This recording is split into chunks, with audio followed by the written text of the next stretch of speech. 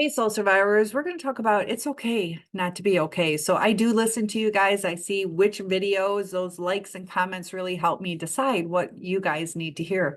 And since so many of you top views, so it's okay not to be okay. Why do we struggle with some of the feelings that we're going through? We have depression, anxiety. Sometimes we just don't want to do anything, or we want to sleep all day, or sometimes we want that extra Oreo cookie. And it's okay.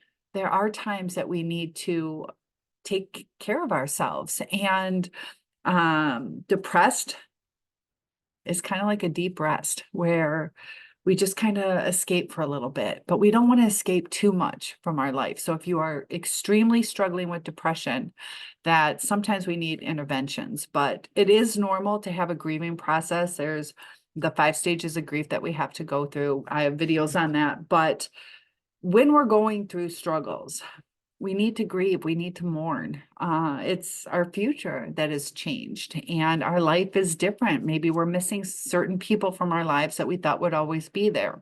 Or we start to realize that they didn't see who we truly are, that we are good people and we are caring, or we were taken advantage of and we're seen as or made to feel like we're less than. And we have to regroup, understand that there's so much that's good to each and every one of us. And I do want you to be cautious, though.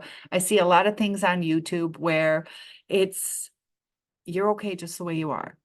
And we do need to have that self-love, but this is a reflection time. Were there certain things that we did wrong or certain red flags that we missed? There's a lesson meant in this. And sometimes, we were just strictly taken advantage of. And there's times that we can't avoid certain situations, but sometimes we have to accept the things that we can't change. And that can be hard. A lot of times things don't seem fair. And unfortunately, in life, things aren't always fair. But that doesn't mean it's time to give up. There are ups and downs in life. And the brain chemistry that we're going through, we got to get our brain back in order. We have the physiological response, and sometimes it can be overwhelming. And a lot of people have like a doom and gloom type of feeling, and that is normal. It is okay not to be okay, but by shifting our actions, our motivation, it takes effort. It's kind of like we're stuck in this deep hole and it almost seems overwhelming, but there is a way out. And we can give up and be stuck in that hole for the rest of our lives. We can let it bury us alive, or we can take action to rebuild. We have the whole future ahead of us. And it gets scary because it's the unknown, but it's a blank slate. And you're going to meet new people. You're possibly going to have a new love interest. There's going to be ups and downs, but if you enjoy every moment for what it is, you're going to start to feel alive again. So when we feel such a loss, we have to process it. And everybody is different. Some people take longer than others. It also depends on the severity of it, how much you love that person. Don't ever regret loving someone. We felt what we felt. We love certain people, and that's a beautiful thing. But moving forward, were we giving our energy to the right people? And that's the one thing that I want us to learn is, there's times when people are takers. And a lot of times, if you're an extreme giver, you're going to bring in extreme takers. So sometimes we have to balance. Sometimes that's why we need to learn to say no, not necessarily that we don't have the time to do it or the energy to do it, but we need to give our relationships the time to be balanced.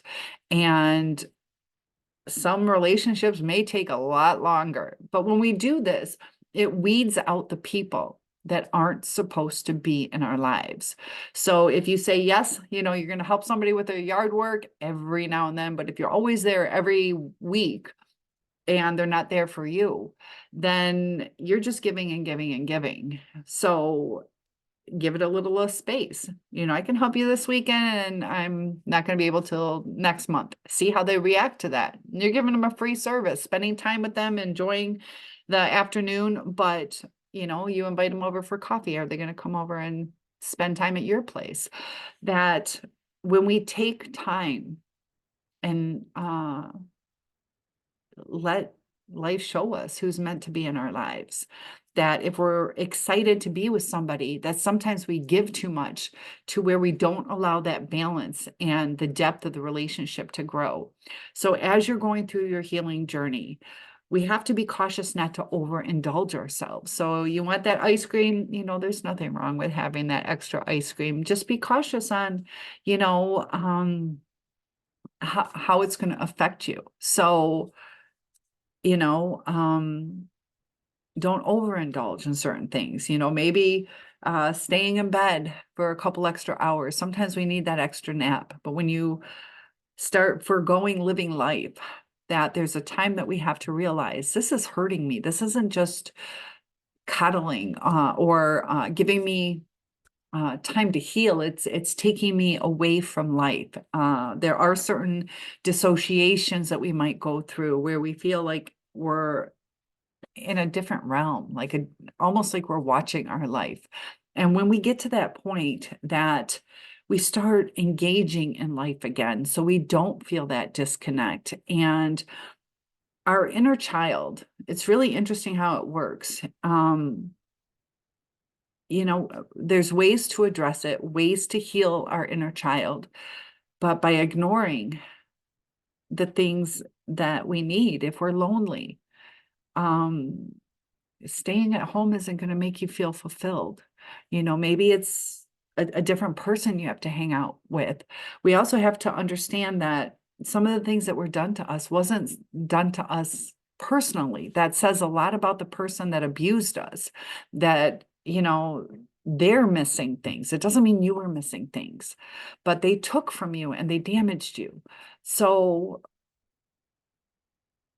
when that happens to us, we have CPTSD, depression, anxiety, and it can be painful to face what happened. And so we suppress it sometimes. But when we do that, we're just prolonging our healing. So there is hope. There is ways to get out of this. And by really loving yourself, and that doesn't mean giving yourself that extra ice cream. That means being your own parent. Would your parent say, if you had a good parent, would your parent say, yeah, go ahead, have as much ice cream as you want? Or would your parents say, okay, we can have this as a treat every Saturday, but we got to watch it during the week? To where we kind of keep ourselves accountable and we kind of give ourselves that parent or that love that we didn't have, or the guidance that we didn't have. So I used to think it was be your own best friend. Be your own best friend. Nah. Best friends are like, yeah, let's go have that ice cream. Let's live reckless and go clubbing and overdrink or do crazy wild things. That sometimes what we're really needing is our little guardian angel, our little parent from beyond, where it's that help with that id, ego, super ego thing where we keep ourselves in check and where we feel unconditionally loved. So if we fail, if we did something we shouldn't have done or overindulged in certain things, that we also forgive. We give ourselves that unconditional love, like, hey, I get it, but let's do better next time. And if you had a good parent, they're not going to just discard you. They're going to help you work through it. So be that parent to yourself that helps you work through it. Not a distraction. Like if you were your own best friend, sometimes it's like, let's just go see a movie. That's nice. But sometimes we need that, hey, what's really going on? What's really going on? And to where you can tell yourself, I'm sad because of this. I'm hurt because of that. And as a parent to yourself, ask yourself, what are the good things about you? And sometimes, our brains like to go negative and we focus on the negative things. But be that parent, say, no, no, no, I'm not asking about the negative. I'm asking about the good things. And start to see yourself in a brighter light and realize, that not everyone is going to like us. You might be too strong of a person for some people. And a lot of times that's what hurts is in these narcissistic relationships. A lot of times when you take that stand, that's when you get discarded or you've tried for year after year where you're like, look, that hurt my feelings, or I was sad that you didn't show up, or you keep telling me you're going to do this and then you fall short of it. And I don't know what to expect. And, we've gotten reassurance from our narcissist. And if that's what you've dealt with, that it distorts your reality. So it gets confusing. Where do we go from here? Who do we trust? How do we know how to trust? Are these red flags? Sometimes we become hyper vigilant where somebody's like, hey, I can't make it. I'm sick today. And we start questioning, are they really sick or are they blowing me off? And the people that are meant to be in your life won't consistently do that they will follow through. And you're not going to see them out and about having fun or posting on Facebook that they're out doing things with other people. And unfortunately, it does take time to see who people truly are. And that's why even with new friends, to kind of go over there one time and then have them come to your place. Or if you're not comfortable having them come to your place, meet for coffee to where it's two people. Or if you suggest something, do they want to do that? Or are they willing to compromise? And I just don't want people to misunderstand what some of these YouTubers are saying, because I see it happen a lot of times. And I'm going to be honest with you guys. We all have good traits, but some of us, maybe we have some mental illness, maybe we have some traumas that we need to work through, or preconceived or distorted views on certain things. And that comes from our previous past on how we see what's going on today. So I see all these YouTubers where you're better than the new supply, or it's not healthy to compare ourselves to other people, for one thing. And, the narcissist, it's not about the person anyways. So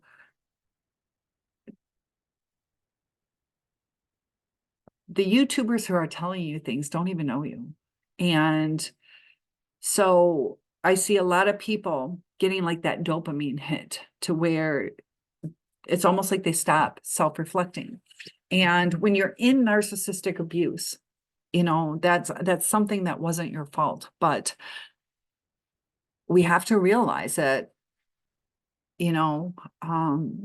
sometimes we have to realize that maybe losing people is actually a blessing. And that's where the boundaries are important. And we have to stop, ask ourselves, was it reasonable? I was in a committed relationship and I told them not to cheat or I'd be gone. Is that reasonable? If you set things up in the beginning of a relationship, these are the expectations, and ask when you're with someone, is this exclusive? I see a lot of people getting physically involved with somebody where even if they wait, 6, 7, 8 months, and then they get physical, it's like, well, I thought since we waited and then all of a sudden we're intimate, I thought that we were exclusive. It might be uncomfortable, but it puts it on the table. So the expectations are clear and there's no wiggle room. So we have to start learning that, we might risk losing people, but I don't want us losing ourselves in the process by not wanting to lose someone, that we lose ourselves. And the one video that I wanted to talk about was, how did she word it?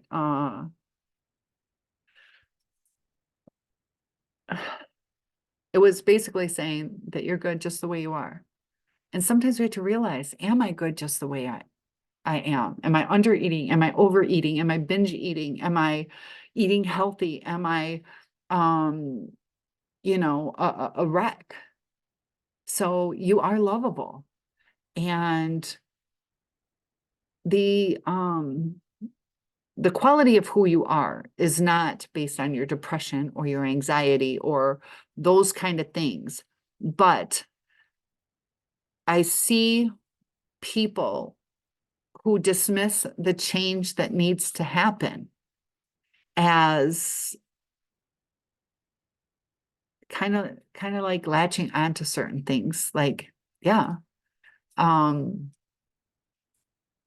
and it's like such a sensitive world out there that, like with the body positivity, we should love ourselves for who we are.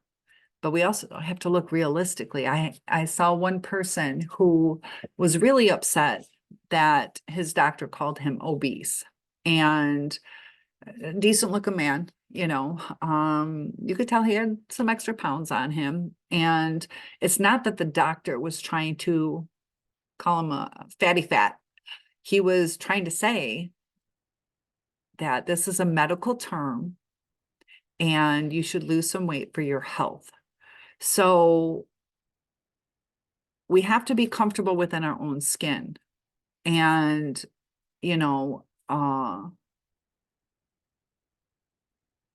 it's okay if you're fine with how you are. But, if you're fine being a smoker, if you're fine being a drinker, or you like doing certain drugs, that you're fine with it. That we take a step back and go, what am I really worth? Am I worth good health? And a lot of us are still young.